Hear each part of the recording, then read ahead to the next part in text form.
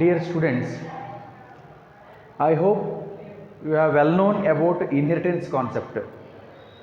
Inheritance అనే కాన్సెప్ట్లో మనం రీయూజబిలిటీ అంటే ఏంటి, తర్వాత ఒక క్లాస్ నుంచి ఇంకో క్లాస్ని ఎలా ఎక్స్టెండ్ చేసుకోవడం, అంతేకాకుండా మళ్ళీ ఎక్స్టెండ్ అయినటువంటి క్లాస్ నుంచి ఇంకొక క్లాస్ని ఎలా ఎక్స్టెండ్ చేసుకోవడం అంటే మల్టీ లీవ్ ఇన్హెరిటెన్స్ ద్వారా అనేది మనం నేర్చుకోవడం జరిగింది.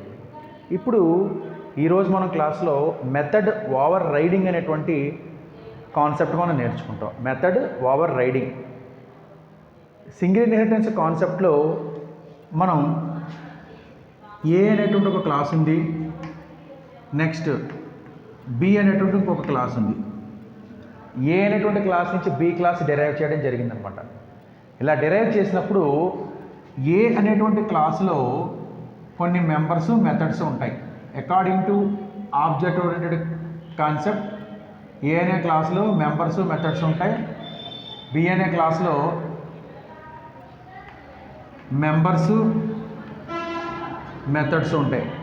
ఇప్పుడు ఏ అనే క్లాస్ నుంచి బి అనే క్లాస్ని ఇన్హెరిట్ చేసినప్పుడు అంటే సబ్ క్లాస్ చేసినప్పుడు ఏ అనేటువంటి క్లాస్లో ఉండేటువంటి మెథడ్ నేమ్ తోటి, అంటే ఇక్కడ మనం ఉదాహరణకి ఎఫ్యుఎన్సి అనే ఒక మెథడ్ రాసాం డెఫినేషన్ ఏ అనేటువంటి క్లాస్లో. బి అనేటువంటి క్లాస్లో కూడా ఎఫ్యుఎన్సి అనేటువంటి మెథడ్ని డిఫైన్ చేసాం అనుకోండి. ఏ అనే క్లాస్లో ఎఫ్యుఎన్సి అనేటువంటి ఒక మెథడ్ డిఫైన్ చేసాం, బి అనేటువంటి క్లాస్లో కూడా ఎఫ్యుఎన్సి అనేటువంటి ఒక మెథడ్ని డిఫైన్ చేసాం. సో ఇప్పుడు ఏ అనే క్లాస్కి ఒక ఆబ్జెక్ట్ క్రియేట్ చేసాం. According to object oriented programming property object 1కి ఏ అనే క్లాస్ యొక్క మెంబర్స్ని మెథడ్స్ని యాక్సెస్ చేసుకోవడానికి వీలుంటుంది.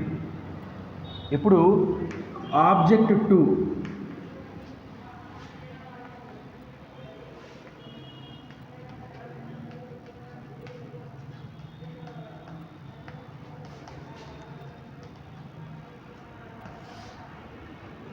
ఆబ్జెక్ట్ 2 ఈ ఆబ్జెక్ట్ 2 ఎవరికి ఏ ఆబ్జెక్ట్ కింద క్రియేట్ చేసాం, బి అనేటువంటి క్లాస్కి ఆబ్జెక్ట్ కింద క్రియేట్ చేయడం జరిగింది.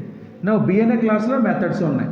ఇప్పుడు ఆబ్జెక్ట్ 2కి బి అనే క్లాస్లో ఉండేటువంటి మెంబర్స్ని మెథడ్స్ని యాక్సెస్ చేసుకోవడంతో పాటుగా ఏ అనే క్లాస్ యొక్క ప్రాపర్టీస్ని కూడా యాక్సెస్ చేసుకోవడానికి అవకాశం ఉంటుంది. ఇది మనం సింగిల్ ఇన్హెరిటెన్స్లో మనం నేర్చుకోవడం జరిగింది. ఇక్కడ ఏ అనేటువంటి క్లాస్లో ఎఫ్యుఎన్సి డిఫైన్ చేసామా, మళ్ళీ బి అనే క్లాస్లో కూడా ఎఫ్యుఎన్సీని డిఫైన్ చేసామా. ఇప్పుడు ఆబ్జెక్ట్ 2కి ఏ అనే క్లాస్లో ఎఫ్యుఎన్సీ ఉంటుంది, బి అనే క్లాస్లో ఎఫ్యుఎన్సీ ఉంటుంది. ఇలాంటి సిచ్యువేషన్లో బి అనేటువంటి క్లాస్లో ఉండేటువంటి ఎఫ్యుఎన్సీ ఏ అనేటువంటి క్లాస్లో ఉండేటువంటి ఎఫ్యుఎన్సీతో ఇన్వోక్ అవుతుంది, అంటే ఓవర్ రైడ్ అవుతుంది. కాబట్టి ఏ అనే క్లాస్లో ఎఫ్యుఎన్సీ బదులుగా ఎవరు ఎగ్జిక్యూట్ అవుతారు, బి అనేటువంటి క్లాస్లో ఎఫ్యుఎన్సీ ఎగ్జిక్యూట్ అవుతుంది అన్నమాట, ఫంక్షన్ ఎగ్జిక్యూట్ అవుతుంది. సో కాబట్టి సూపర్ క్లాస్లోను సబ్ క్లాస్లోను ఒకే నేమ్తో మనం ఫంక్షన్ డిఫైన్ చేసినప్పుడు సూపర్ క్లాస్లో ఫంక్షన్తో ఓవర్ రైడ్ అయ్యి సబ్ క్లాస్లో ఉండేటువంటి ఫంక్షన్ ఇన్వోక్ అవ్వడాన్ని ఏమంటామంటే మెథడ్ ఓవర్ రైడింగ్ అంటాం. Okay, so sub class function is invoked instead of super class function. Sub క్లాస్లో ఉండేటువంటి ఫంక్షన్ ఇన్వోక్ అవుతుంది, ఎగ్జిక్యూట్ అవుతుంది. దేని బదులుగా సూపర్ క్లాస్లో ఉండేటువంటి ఫంక్షన్ బదులుగా సబ్ క్లాస్లో ఉండే ఫంక్షన్ ఇన్వోక్ అవుతుంటుంది అనమాట. ఇలా ఇన్వోక్ అవ్వడాన్ని ఏమంటాం అంటే మెథడ్ ఓవర్ రైడింగ్ అంటాం. ఓవర్ లోడింగ్ వేరు, ఓవర్ రైడింగ్ వేరు. ఓవర్లోడింగ్ అంటే రకరకాల ఫంక్షన్ డెఫినేషన్స్కి ఒకే ఫంక్షన్ నేమ్ని డిఫైన్ చేసి పారామీటర్స్ ఆధారంగా డిఫర్ చేయడానికి మెథడ్ ఓవర్లోడింగ్ అంటాం. ఇక్కడ మెథడ్ ఓవర్ రైడింగ్ అంటే సూపర్ క్లాస్లోనూ సబ్ క్లాస్లోనూ ఒకే నేమ్తో ఫంక్షన్ డిఫైన్ చేసినప్పుడు సబ్ క్లాస్లో మెథడ్ సూపర్ క్లాస్లో ఉండేటువంటి మెథడ్ తోటి ఓవర్ రైడ్ అయ్యి సబ్ క్లాస్లో ఉండే మెథడ్ ఇన్వోక్ అవుతుంది. దేని బదులుగా సూపర్ క్లాస్లో ఉండేటువంటి మెథడ్ బదులుగా. సో ఇప్పుడు ఆబ్జెక్ట్ ఎఫ్యుఎన్సీ అనే ఫంక్షన్ కాల్ చేసిన కూడా ఏ డెఫినేషన్ ఎగ్జిక్యూట్ అవుతుంది, ఇది ఎగ్జిక్యూట్ అవుతుంది దీని బదులుగా. సో దీన్ని ఏమంటాం అంటే మెథడ్ ఓవర్ రైడింగ్ అంటాం. Okay, method overriding definition.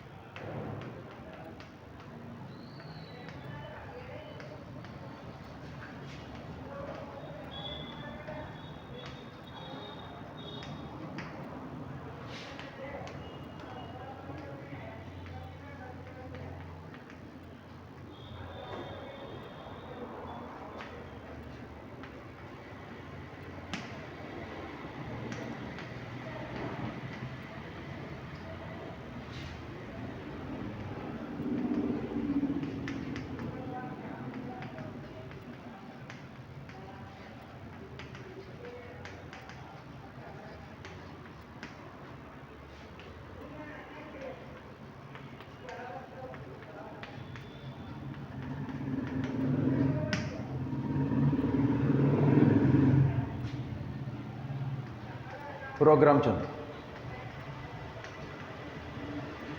Programme to understand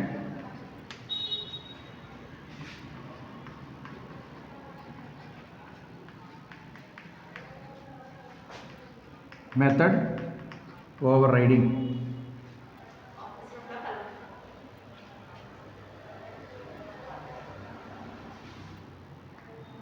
Program to understand method overriding.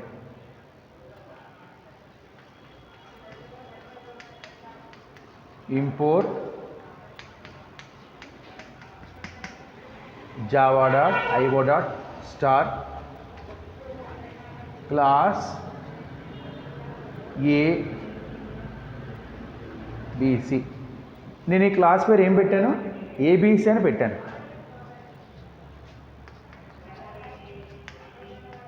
int x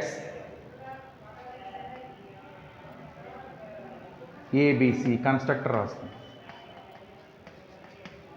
int x ఇక్కడ మనం ఒక కొత్త ఆపరేటర్ నేర్చుకుంటున్నాం. దిస్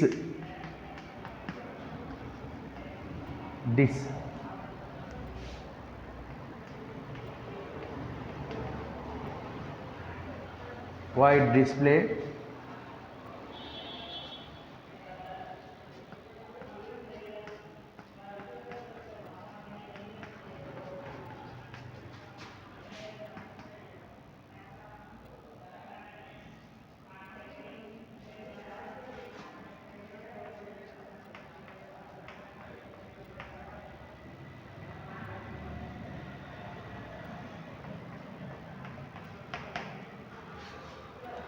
ఇక్కడికి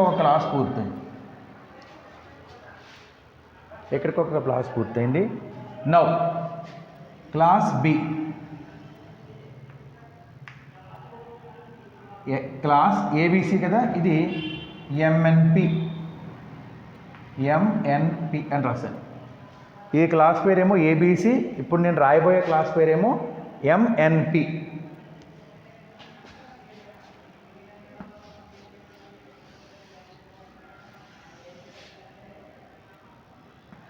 క్లాస్ ఎంఎన్పి ఎక్స్టెండ్స్. ఏ క్లాసు దేనికి సబ్ క్లాస్ చేస్తున్నాను? ఏబిసి అనే క్లాస్కి సబ్ క్లాస్ చేస్తున్నాను. Int why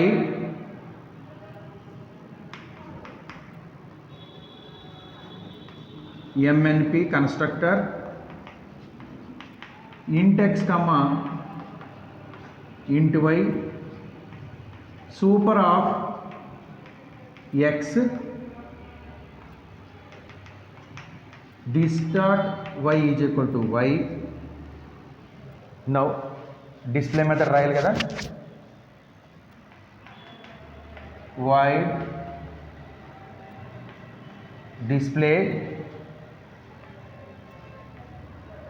system dot out dot println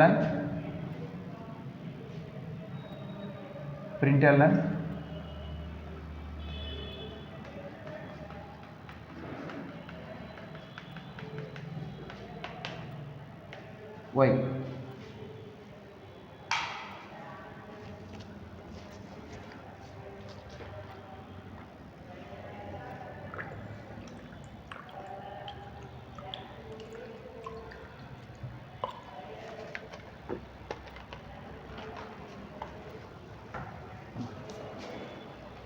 now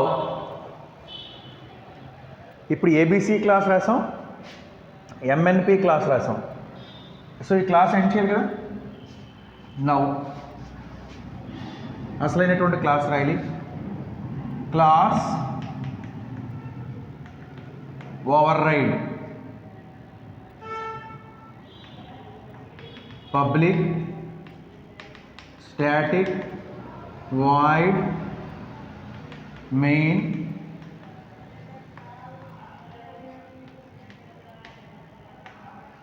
string args. ఇప్పుడు మనం ఏబీసీకి క్రియేట్ చేయాలా, ఆబ్జెక్ట్ ఎంఎన్పీకి క్రియేట్ చేయాలా? ఎంఎన్పీకి క్రియేట్ చేస్తే సరిపోతుంది, ఎందుకంటే ఆటోమేటిక్గా ఏబీసీ యొక్క ఫీచర్స్ కూడా యాడ్ చేసుకుంటుంది కదా. సో కాబట్టి MNP obj1 equal to new MNP of 10, 20. Okay, now obj1 dot display ఇక్కడికి అయిపోయింది ప్రోగ్రామింగ్. చూడండి 3 క్లాసులు ఉన్నాయి. ఒకటి ఏబీసీ క్లాస్. ఏబీసీ క్లాస్లో నేను ఎక్స్ అనేది ఒక వేరియబుల్ డిక్లేర్ చేసి ఇందులో ఒక కొత్త ఆపరేటర్ వచ్చింది, దిస్ ఆపరేటర్. ఈ దిస్ ఆపరేటర్ ఏం చేస్తుందంటే ఇక్కడ చూడండి 2 ఎక్స్లు ఉన్నాయి. ఒకటేమో ఇన్స్టెన్స్ వేరియబుల్, ఎవరిది? ఏబీసీ అనే క్లాస్ యొక్క ఇన్స్టెన్స్ వేరియబుల్. ఇంకోటి ఎక్స్ అనేది ఇక్కడ ఇంటెక్స్ అని చూసారా, ఇది లోకల్ వేరియబుల్. దేనికి సంబంధించి? ఏబీసీ అనేటువంటి మెథడ్, కన్స్ట్రక్టర్ మెథడ్కి సంబంధించినటువంటి లోకల్ వేరియబుల్. నేను బయట నుంచి పాస్ చేసినటువంటి ఎక్స్ వాల్యూ ఎక్కడికి వస్తుందంటే ఇదేమో instance variable X. This operator ఏం చేస్తుందంటే ప్రస్తుతం నువ్వు ఏ ఆబ్జెక్ట్తో వర్క్ చేస్తున్నావో ఆ ఆబ్జెక్ట్ యొక్క ఎక్స్ అని చెప్తాం. ఉదాహరణకి ఇప్పుడు మన ఇంట్లో ఉండి మీరు ఎక్కడున్నారంటే నా ఇంట్లో ఉన్నాను అని చెప్తాం, అంతేగాని మన పేరు చెప్పుకుని పలానా వాళ్ళ ఇంట్లో ఉన్నానని చెప్పాం. ఓకే, సో నేను మా ఇంట్లోనే ఉంటే కనుక నేను మా ఇంట్లోనే ఉన్నాను అని చెప్తాను అనమాట. అలాగా దిస్ డాట్ ఎక్స్ అంటే ప్రస్తుతం ఈ మెథడ్ ఏ ఆబ్జెక్ట్ అయితే కాల్ చేస్తుందో ఆ ఆబ్జెక్ట్ యొక్క ఎక్స్ అని చెప్తాం అనమాట. దిస్ డాట్ ఎక్స్ అంటే ప్రస్తుతం ఈ ఏబీసీ అనే కన్స్ట్రక్టర్ ఏ ఆబ్జెక్ట్ అయితే ఇనిషియలైజ్ చేసిందో ఆ ఆబ్జెక్ట్ ఇనిషియలైజ్ చేసినటువంటి దాని యొక్క ఎక్సే అని చెప్తుంది అనమాట దిస్ డాట్ ఎక్స్. మరి ఈ ఎక్స్ అంటే local variable. This dot X అంటే ప్రస్తుతం ఏబీసీ అనే కన్స్ట్రక్టర్ని ఏ ఆబ్జెక్ట్ అయితే ఇనిషియలైజేషన్ చేసిందో దాని యొక్క ఇన్స్టెన్స్ వేరియబుల్ ఎక్స్ అని, ఈ ఎక్స్ ఏమో ఈ లోకల్ వేరియబుల్ అని. సో లోకల్ వేరియబుల్లో ఎక్స్లో వాల్యూ ఎక్కడికి వెళ్తుంది? ఏ ఆబ్జెక్ట్ అయితే ఈ ఇన్స్టెన్స్ వేరియబుల్ ఎక్స్కి సంబంధించిందో ఆ ఎక్స్లోకి వెళ్తుంది అనమాట. అర్థమైందా? సో ఇక్కడ ఏబీసీ అనేటువంటి కన్స్ట్రక్టర్ని ఏ ఆబ్జెక్ట్ అయితే ఇనిషియలైజ్ చేసిందో, అంటే ఇప్పుడు ప్రస్తుతం ఇక్కడ ఎవరు ఇనిషియలైజ్ చేస్తారు?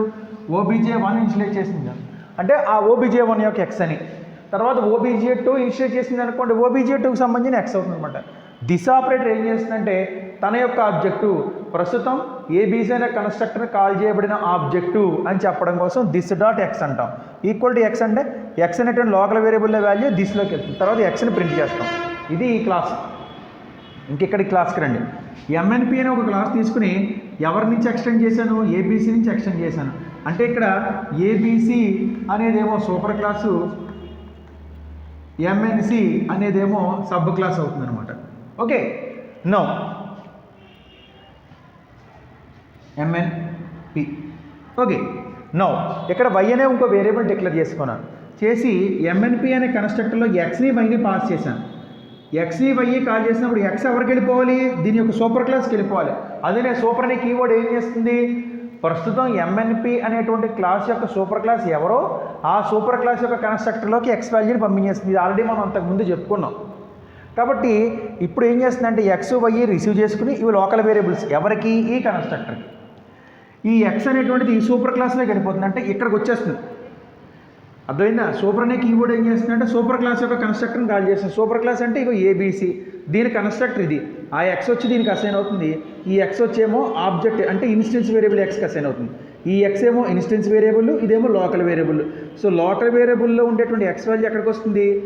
ఇన్స్టెన్స్ వేరియబుల్ ఎక్స్లోకి వెళుతుంది అనమాట. అంటే ప్రస్తుతం ఎక్స్ వాల్యూ సెటిల్ అయిపోయింది. Now this dot Y equal to Y ఇక్కడ మళ్ళీ వచ్చింది చూడండి. ఈ వై ఏమో ఈ local variable. This dot Y అంటే ఎంఎన్పి అనే కన్స్ట్రక్టర్ని, అదే ఎంఎన్పి అనేటువంటి కన్స్ట్రక్టర్ని ఏ ఆబ్జెక్ట్ ఇనిషియలైజ్ చేసిందో ఆ ఆబ్జెక్ట్ యొక్క ఇన్స్టెన్స్ వేరియబుల్ అని చెప్పడం కోసం దిస్ డాట్ వై అని ఉపయోగిస్తాం. This is an operator which it represents current object. ఆ కన్స్ట్రక్టర్ని ఏ ఆబ్జెక్ట్ అయితే ఇనిషియలైజ్ చేసిందో ఆ కన్స్ట్రక్టర్ ఏ ఆబ్జెక్ట్ ద్వారా అయితే ఇనిషియలైజ్ చేయబడిందో ఆ ఆబ్జెక్ట్ యొక్క ఇన్స్టెన్స్ వేరియబుల్ అని రిప్రజెంట్ చేయడం కోసం దిస్ డాట్ వై. ఇది నా చాక్ పీసు, ఇది నా బోర్డు, ఇది నా ఐడి కార్డు, ఇది నా మైక్, ఇది నా కళ్ళజోడు. నా నా నా అనే మాటలు మాట్లాడుతున్నాం కదా. నా అంటే ఇవన్నీ నాతో పాటు ఉన్నాయి కాబట్టి నా అంటాను. ఈ చాక్ పీస్ ఎక్కడ ఉందనుకోండి, పలానా చోట ఉన్న చాక్ పీస్ అంటాం. సో ఇది నాతోటే పాటుగా ఉంది కాబట్టి నా పేరు చెప్పుకుని చాక్ పీస్ అనక్కర్లే, నా చాక్ పీస్ అంటే సరిపోతుంది. కాబట్టి దిస్ అనే ఆపరేటర్ ఏం చేస్తుందంటే నా యొక్క వై అంటే నా యొక్క ఇన్స్టెన్స్ వేరియబుల్ అని చెప్పడం కోసం ఆబ్జెక్ట్ని రిప్రజెంట్ చేస్తుంది అనమాట. This dot Y equal to Y. So ఇక్కడ పూర్తయ్యేసరికి ఎక్స్ వాల్యూ ఏమో సూపర్ క్లాస్లోకి వెళ్ళిపోతుంది, వై ఏమో ఈ ఆబ్జెక్ట్కి ఇనిషియలైజ్ అయిపోతుంది అనమాట. నా ఇప్పుడు ఏం చేస్తుంది, డిస్ప్లే చేస్తున్నాం, ఎక్స్ని వైని కూడా డిస్ప్లే చేస్తాం. ఎందుకంటే ఎంఎన్పి అనేటువంటిది ఏబీసీ క్లాస్కి సబ్ క్లాస్ కాబట్టి ఆ క్లాస్ ప్రాపర్టీస్ కూడా ఇది యాక్సెస్ చేసుకోగలుగుతుంది. కాబట్టి ఎక్స్ వై వాల్యూస్ ప్రింట్ చేస్తాయి. ఇక్కడ 2 డిస్ప్లేలు రాసాం, ఒకటి ఏబీసీ క్లాస్లో డిస్ప్లే, రెండోది ఎంఎన్పి క్లాస్లో ఉండేటువంటి డిస్ప్లే. 2 డిస్ప్లేలు రాసాం. అంటే సూపర్ క్లాస్లో ఒక మెథడు, సబ్ క్లాస్లో ఉండే సేమ్ మెథడు 2 డిఫైన్ చేసాం. నవ్వు ఇప్పుడు మెయిన్ మెథడ్లోకి రండి. ఇక్కడ నేను మెయిన్ మెథడ్లో ఎంఎన్పి అనేటువంటి క్లాస్కి ఆబ్జెక్ట్ క్రియేట్ చేశాను, OBJ1 న్యూ ఎంఎన్పి ఆఫ్ 10, 20 అన్నాం. ఇక్కడ 10, 20 వాల్యూస్ పాస్ చేశాను. ఈ 10 వచ్చేమో ఎక్స్కి అసైన్ అవుతుంది, 20 వచ్చేమో వైకి అసైన్ అవుతుంది. ఈ ఎక్స్ ఏం చేస్తుంది, సూపర్ అనే కీవర్డ్ ద్వారా ఎంఎన్పి యొక్క సూపర్ క్లాస్ ఏదైతే ఉందో ఆ సూపర్ క్లాస్ కన్స్ట్రక్టర్లోకి ఎక్స్ని పంపించేస్తుంది. ఎక్స్ ఏమో ఈ లోకల్ వేరియబుల్ ద్వారా ఇన్స్టెన్స్ వేరియబుల్ ఎక్స్లోకి వెళ్తుంది. దిస్ డాట్ ఎక్స్ అన్న వలన ఆ OBJ1 యొక్క ఎక్స్లోకి ఎక్స్ వాల్యూ వెళ్ళిపోతుంది. అంటే ప్రస్తుతం ఇన్స్టెన్స్ వేరియబుల్ ఎక్స్లో 10 వాల్యూస్ సెట్ అయిపోయింది. నౌ 10, 20 అన్నాం కదా, ఈ 20 ఇక్కడ వస్తుంది. దిస్ డాట్ వై అంటే వై ఇక్కడ డిక్లేర్ చేసుకున్నాం కాబట్టి ప్రస్తుతం ఈ కన్స్ట్రక్టర్ని ఎవరైతే ఇనిషియలైజ్ చేశారో ఆ ఆబ్జెక్ట్ యొక్క ఇన్స్టెన్స్ వేరియబుల్ వైలోకి ఈ లోకల్ వేరియబుల్ వై యొక్క వాల్యూ వెళ్తుంది. లోకల్ వేరియబుల్ వైలో ఉండే వాల్యూని ఇన్స్టెన్స్ వేరియబుల్ వైలో పంపించాలంటే ఇక్కడ దిస్ డాట్ వై అన్నాం అనమాట. This dot Y means object variable యొక్క ఆబ్జెక్ట్ యొక్క ఇన్స్టెన్స్ వేరియబుల్ ప్రస్తుతం నేను ఏ ఆబ్జెక్ట్ ద్వారా ఇనిషియలైజ్ చేయబడ్డానో ఆ ఆబ్జెక్ట్ యొక్క ఇన్స్టెన్స్ వేరియబుల్ అని రిప్రజెంట్ చేయడం కోసం దిస్ డాట్ వై అని చెప్పేసి రాస్తాం. ఎక్స్ వాల్యూ వై వాల్యూ ఇక్కడ ప్రింట్ చేస్తాం. ఇక్కడ ఏం చేసాం, OBJ1 డాట్ డిస్ప్లే అన్నాను. చూడండి ఇక్కడ డిస్ప్లే అనే మెథడు సూపర్ క్లాస్లోనే ఉంది, సబ్ క్లాస్లో ఉంది. సో ఇప్పుడు మనకు అవుట్పుట్ ఓన్లీ ఎక్స్ మాత్రమే ప్రింట్ అవుతుందా, ఎక్స్ వై కూడా ప్రింట్ అవుతాయా, ఎక్స్ వై 2 ప్రింట్ అవుతాయి. అంటే సబ్ క్లాస్లో ఉండే డిస్ప్లే మెథడ్ ఇన్వోక్ అవుతుంది, ఎగ్జిక్యూట్ అవుతుంది. దేని బదులుగా, సూపర్ క్లాస్లో ఉండేటువంటి డిస్ప్లే మెథడ్ బదులుగా. This concept is called method over riding. దీన్నే మెథడ్ ఓవర్ రైడింగ్ అంటాం. అంటే సూపర్ క్లాస్లోనూ సబ్ క్లాస్లోనూ కూడా సేమ్ మెథడ్స్ని డిఫైన్ చేసినప్పుడు, సేమ్ నేమ్తో మెథడ్ డిఫైన్ చేసినప్పుడు సబ్ క్లాస్లో మెథడ్ ఇన్వోక్ అవుతుంది ఇన్స్టెడ్ ఆఫ్ దీని బదులుగా సూపర్ క్లాస్లో ఉండేటువంటి మెథడ్ బదులుగా. సో దీన్ని ఏంటంటే అవుట్పుట్ ఏమొస్తుంది, X equal to 10, Y equal to 20 అని వస్తుంది అనమాట అవుట్పుట్. సో సబ్ క్లాస్లో ఉండే మెథడ్ ఇన్వోక్ అవుతుంది దేని బదులుగా, సూపర్ క్లాస్లో ఉండే మెథడ్ బదులుగా. So this is the concept which we called as method over riding. Method over riding అనేటువంటి మెథడ్ ఇన్హెరిటెన్స్ కాన్సెప్ట్లో సూపర్ క్లాస్లోను సబ్ క్లాస్లోను సేమ్ మెథడ్స్ని డిఫైన్ చేసినప్పుడు సూపర్ క్లాస్లో ఉండే మెథడ్ బదులుగా సబ్ క్లాస్లో ఉండే మెథడ్ ఇన్వోక్ అవుతుంటుంది. దీన్నే మెథడ్ ఓవర్ రైడింగ్ అంటాం. చివరగా చెప్పేటువంటి ఒక చిన్న పాయింట్ ఏంటంటే మెథడ్ ఓవర్ రైడింగ్ ఖచ్చితంగా జరగాలి అంటే కనుక మనం యాబ్స్ట్రాక్ట్ అనే కీవర్డ్ పెడతాం. ఓకే, యాబ్స్ట్రాక్ట్ అనే కీవర్డ్ ఎప్పుడైతే అసైన్ చేసామో మెథడ్ ఓవర్ రైడింగ్ అనేది 100% ఖచ్చితంగా జరుగుతుంది. ఇది ఇంటర్ఫేసెస్లో రాస్తాం మనం.